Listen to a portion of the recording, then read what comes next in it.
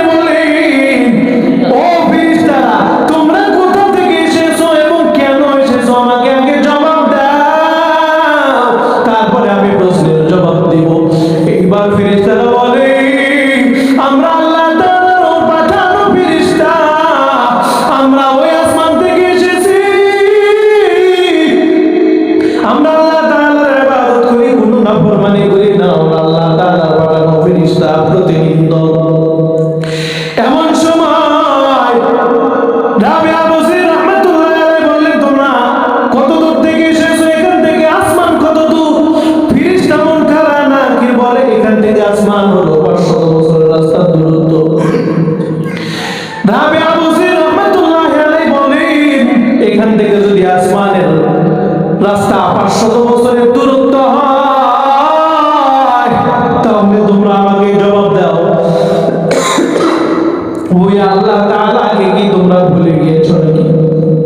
ফেরেশতারা বলে না না না, ওই আল্লাহ তাআলার হাতে আমাদের জান এবং প্রাণ, আমাদেরকে আল্লাহ তাআলা সৃষ্টি করেছেন, কেমন করে ওই আল্লাহ তাআলাকে আমরা ভুলিয়া যাব?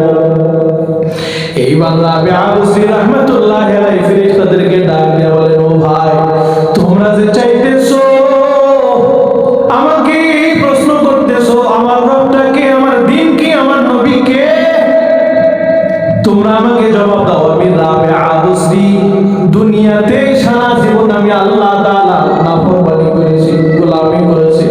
এই কবরের ভিতরে 3.5 ফিট মাটির নিচে আইসা ওই মাওলা পাককে কিভাবে ভুলে যাইতে পারি? আল্লাহু আকবার বলেন। আল্লাহ তাআলাকে কিভাবে ভুলে যায়? ফেরেশতারা যে প্রশ্ন করলো যে ও রাবিয়া, তোমরা তোমার রবের পরিচয় দাও, তুমি তোমার রবের পরিচয় দাও। রাবিয়া কি বলে, আরে মিয়া তুমি আমার কাছে রবের পরিচয় চাও? মিয়া আমি দুনিয়াতে সব সময় আল্লাহ তাআলার দাসত্ব আর গোলামি করেছি, কোনো সময় নাফরমানি করি নাই। তুমি আমার কাছ থেকে মিয়া রবের পরিচয় চাও, আমার রবকে গিয়ে বলো তার পরিচয়টা কি। এইবার ফেরেশতা দুইজন চলে গেছে আল্লাহ তাআলার কাছে, গিয়ে বলতেছে, আল্লাহ কার কবরে আপনি আমাদের পাঠায়েছেন? আল্লাহ তাআলা ওই সময় বলেন, ও ফেরেশতা, ওটা তো আমার খাস বান্দি ছিল, আমার খাস গোলাম ছিল, কোনো নাফরমানি করে নাই। দুনিয়াতে যতদিন বেঁচে ছিল তারা শুধু নেক আমল করেছে, সে শুধু নেক আমল করেছে। আল্লাহ তাআলা বলে তার কোনো প্রশ্নের দরকার নাই, জবাবের দরকার নাই, ওই বান্দাটাকে সুন্দর করে জান্নাতের মেহমানখানায় পৌঁছায় দেয়। আল্লাহু আকবার বলেন। সম্মানিত হাজিরিন, এই জন্য বলতেছিলাম আমাদের নেক আমল করতে হবে, তবে পূর্ব শর্ত হলো ঈমানটাকে মজবুত রাখতে হবে। তাকায় দেখেন ইহুদি খ্রিস্টানরা, তারা শুধু আপনার আমার ঈমান নষ্ট করতেছে, কথা ঠিক কিনা? কখনো আবুল বল সরকার নামের কুলাঙ্গার আমার আল্লাহ তাআলাকে গালি দেয়, রাসূলের আদর্শ নিয়ে কটূক্তি করে, কখনো আমাদের রাসূলের আদর্শ, কখনো কোরআন নিয়ে অবমাননা করে, ঠিক কিনা বলেন? আমরা মুসলমান, আমাদের আল্লাহ তাআলাকে গালি দিবে, আমরা এটা মানবো না। আমাদের রাসূলের আদর্শ নিয়ে কটূক্তি করা হবে, মানতে পারি না। আমরা কখনো কোনো আদর্শ নিয়ে কটূক্তি মুসলিম হয়ে করেও নাই। আর আমাদের আদর্শ নিয়ে, আল্লাহ তাআলাকে নিয়ে, কোরআন নিয়ে যদি কটূক্তি করা হয়, অবমাননা করা হয়, আমরা মুসলমান হিসেবে মানি না, মানবো না, মানতে পারি না। কথা বলেন ঠিক কিনা? মানি না, মানবো না, মানতে পারি না। আল্লাহ রাসূলের অবমাননা মানি না, মানবো না, মানতে পারি না। আল্লাহ রাসূলের অবমাননা, অবমাননাকারীরা রক্ষা পাবে না, ঠিক কিনা বলেন? অবমাননাকারীরা রক্ষা পাবে না। মানি না, মানবো না, মানতে পারি না। আল্লাহ রাসূলের অবমাননা। বিশ্ব নবীর উম্মতেরা নাও হাতে শমশির, খতম কর আবু জাহিলের নাতি প্রতিশালী, ঠিক কিনা? বিশ্ব নবীর উম্মতেরা নাও হাতে শমশির, খতম কর আবু জাহিলের নাতি প্রতিশালী। আর নাস্তিকদের রাস্তাতে আগুন জ্বালাও না, ঠিক কিনা? আর নাস্তিকদের রাস্তাতে আগুন জ্বালাও না। মানি না, মানবো না, মানতে পারি না। আল্লাহ রাসূলের অবমাননা মানি না, মানবো না, মানতে পারি না। আল্লাহ রাসূলের অবমাননা। বাংলার বীর মুসলমান জেগে উঠেছে, নাস্তিকদের নাস্তিকদের পালাতে হবে, ঠিক না? বাংলার বীর মুসলমান জেগে উঠেছে, নাস্তিকদের পালাতে হবে। আরে নইলে তাদের হবে আজি কবর রচনা, ঠিক না? আরে নইলে তাদের হবে আজি কবর রচনা। মানি না, মানবো না, মানতে পারি না। আল্লাহ রাসূলের অবমাননা, ঠিক কিনা বলেন? ও মুসলমান, আমরা মুসলমান হইয়া আল্লাহ এবং রাসূলের এবং কোরআনকে নিয়ে কোনো অবমাননা করলে, কোনো কটূক্তি করলে আমরা মানবো না, মানতে পারি না। কথা বলেন ঠিক কিনা? ওই আবুল সরকার, কুলাঙ্গারের বাচ্চা, ওই নাস্তিক, ওই মুরতাদ, সে আমাদের আল্লাহ তাআলাকে গালি দিয়েছে। কথা বলেন ঠিক কিনা? সে কেন এখন জেলের ভিতরে থাকবে? আমার তো কথা ছিল ওই কুলাঙ্গারের জিহ্বাটা সেখানেই টেনে ছিঁড়ে টুকরো টুকরো টুকরো টুকরো করে দরকার ছিল। কথা বলেন ঠিক কিনা? ও মুসলমান, কিন্তু তাওহীদি জনতা তাকে জেলে দিল কেন? কথা বল না কেন? তারা তাকে জেলে দিল কেন? জেলের ভাত খাওয়াইতেছে কেন? তার জিহ্বাটা তো টেনে ছিঁড়ে ফেলে দেওয়া দরকার ছিল। সুতরাং মুসলমান, তাকায় দেখেন, কিছু ভ্রান্ত মুনাফিক দল আছে, হিজবুত তাওহীদ, হিজবুত তাহরীর, কাদিয়ানী সম্প্রদায়, ঈসাই জামাত, শিয়াই মতবাদ, যে সমস্ত মতবাদ আছে, ভাগওয়া লাট্রা হিন্দুদের একটা বড় সংগঠন আছে, ইসকন নামক জঙ্গি সম্প্রদায়। কথা বলেন ঠিক কিনা? তাদের একটা ভাগওয়া লাট্রাপ আছে, এটা আমি বলে শেষ করে দিব। ভাগওয়া লাট্রাপের মূল কাজ হলো হিন্দুত্ব উগ্রবাদীদের যে সমস্ত সন্ত্রাসী বাহিনী আছে, গুন্ডা বাহিনী, তাদের কাজ হলো মুসলিম যে সমস্ত বড় বড় স্কুল, কলেজ, ভার্সিটি আছে, সেখানে গিয়া মুসলিম তরুণীদের সঙ্গে অবৈধ প্রেম করে হয়তো মুসলিমদেরকে তাদের ইসলাম থেকে ধর্মান্তরিত করা, অথবা তাদের গোমরাহ করা, অথবা তাদের বিবাহের প্রলোভন দেখায়া ভারতের জমিনে পাচার করা। 2023-24 ইংরেজি সনে এই ভাগওয়া লাট্রাপের, এই ইসকন নামক যে সমস্ত জঙ্গি সম্প্রদায় আছে, তারা প্রায় 88,000 এই দেশ থেকে তরুণীদেরকে ভারতের জমিনে পাচার করে ভারতের বিভিন্ন পতিতালয়ের ভিতরে বিক্রি করে দিয়েছে। নাউজুবিল্লাহ বলেন। এই 2025 ইংরেজি সনে তারা 68,000 তরুণীকে ভারতের জমিনে পাচার করে ভারতের বিভিন্ন পতিতালয়ের ভিতরে বিক্রি করে দিয়েছে। নাউজুবিল্লাহ, পকেটে করে বাড়িতে নিয়ে যায়। আরে আস্তে করে বলেন নাউজুবিল্লাহ। ও মুসলমান, আপনারা দেখেছেন এই 2025 ইংরেজি সনের শুরুর দিকে আমাদের সাইফুল ইসলাম আলী ভাইকে চট্টগ্রামের জমিনে কুপিয়ে হত্যা করেছে। কথা বলেন ঠিক কিনা?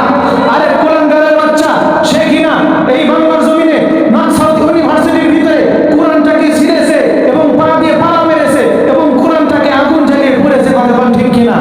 আর বাংলার যে সমস্ত প্রশাসন আছে, তারা মিডিয়ার সামনে পেশ করলো যে এই লোকটা